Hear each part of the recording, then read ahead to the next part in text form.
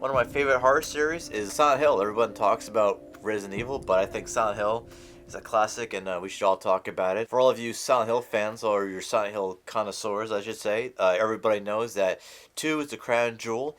6 is the one that sucks hard. Like, everybody hates number 6. 6 is just horrendous across the board. But, once upon a time, Silent Hill 4 was a controversial one that everybody wasn't really sure about. The reason why it gets so much hate is because it was actually supposed to be an experimental spin-off of the series and ended up becoming a main title. I had this friend who was like, I'm gonna binge play Silent Hill.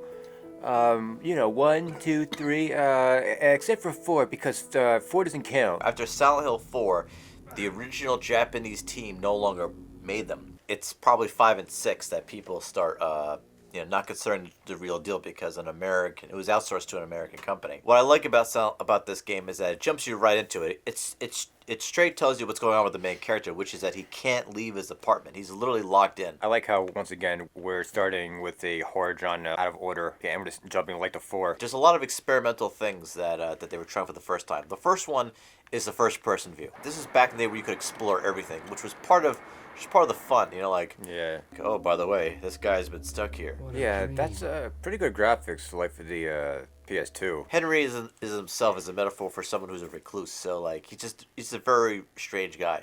So this is one of the parts. So what's cool that you can look out the window, and this is kind of where it doesn't hold up. So you see how like the normal people that walk around really look worse than like avatars from like on the Well, Wii. I mean, like I was gonna say, like obviously, like how the scenery actually looks like really good. Like considering like all the stuff in the scene. It's good for 2005, definitely. I agree with you that I think we're at the point now where like. There's a point where like the graphics are so bad that you're like, man, I could barely stand it. Hope my luck changes before the party.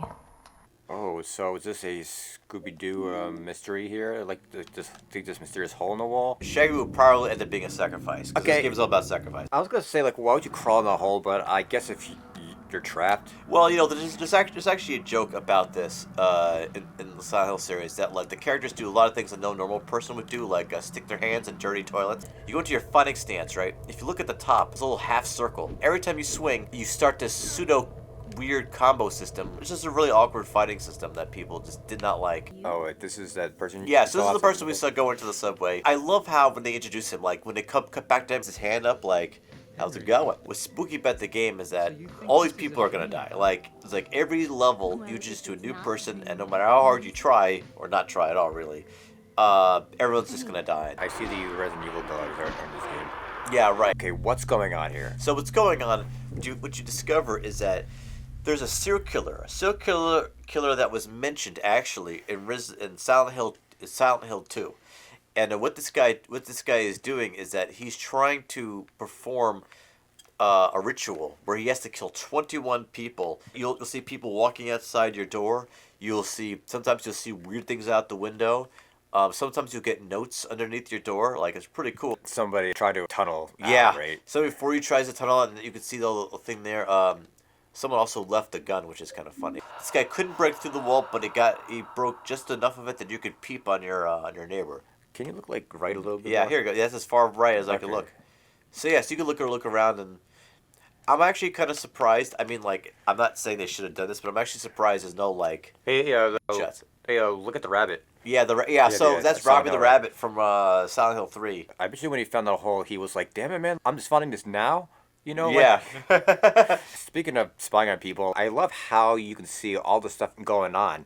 Yeah, in the other you can apartments. see all the other neighbors, and there's a part where you go to the netherworld version of this, and you can actually go into other people's apartments. What made the Silent Hill games unique was that they were never pre-rendered backgrounds. Like even the first one for the PlayStation.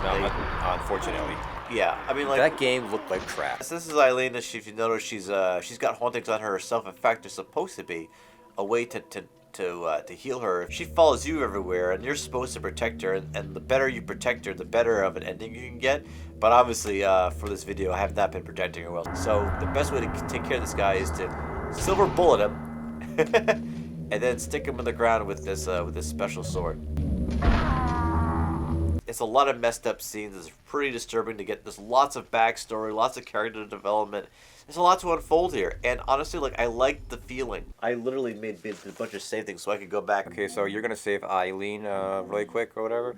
Yeah. So when she goes to the hospital, you can actually you have to go to the hospital and save her from being finished off. That's a bad guy. Yeah, that's Walter Sullivan on the right. And he is a serial killer, you said? Yeah, he's a serial killer who was caught, and they thought that like after he was caught that all the murders would stop, and of course they don't. You find out that Eileen is alive. There was this strange hole in my room. What are you talking about? I'm supposed to believe that? Yeah, but like, what about her? I mean, like, isn't she in the same world? I mean, why would she question? Because this is the first time she's actually been in the world.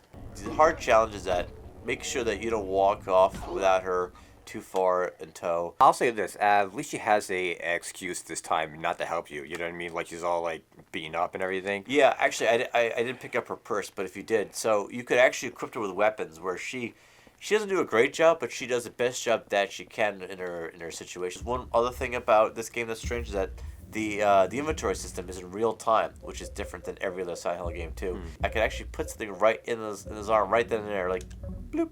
Yeah. As usual, I can see they made up an excuse like to give her a spicy dress here. You know, like wearing high heels. It gets spicier. I tell you, you can unlock that nurse stuff. Well, what's funny is that you're the only character that can see these holes. Everybody else goes to the other dimensions, but it's funny she can't even see it. I don't think Shaggy and Scooby could solve this mystery.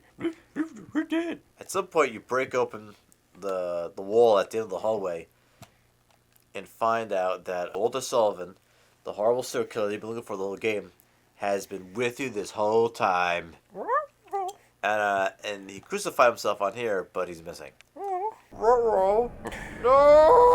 Scooby, no! Bosses in Silent Hill games don't really make too much sense. They're supposed to be like symbolisms for stuff that don't really make any sense. Yeah, this is cool. Okay, and so that's Walter. Yeah, that's Walter Sullivan. The two last victims is him and Eileen. So depending on how fast you do this, the better the ending that you'll get. And if you haven't taken care of her, she dies really quick. It actually looks like we're on like a game show. Think about it. It's like, Henry, can you grab all the spears and shove them into the big dead thing before Eileen murders herself? And I'm your host who's going to be shooting at you once in a while. Yeah, I don't know why he's like white knighting. Obviously, it's not going to work. Is he dead? No. Right? Yeah, he's dead. His death animation is just taking forever. No matter what ending you got, you end up getting this portion where he walks out, you know, the classic holding the one-armed, leaving them as a hero, like... I'm surprised it's not like in Wolfenstein where he runs, he's like, yeah! It should be like the Wolfenstein thing. Yeah! So this is obviously the Eileen lives sequence. Okay. The next cutscene after this is if you got... Oh, that's cute. Is if you get flowers. Yeah. Is if the room haunting. So here's the other kicker. You could still save Eileen but lose. If you exercise all the hauntings from your apartment, the apartment is clean, but if you didn't, it does this, where the apartment stays haunted and it becomes decrepit. What do you think of this game, bottom line? I think it still holds up. I think that if you're a Silent Hill fan and if you've never played it, you should get on that. You should be playing this game because it's definitely first off, it's the last official Silent Hill game from the original team.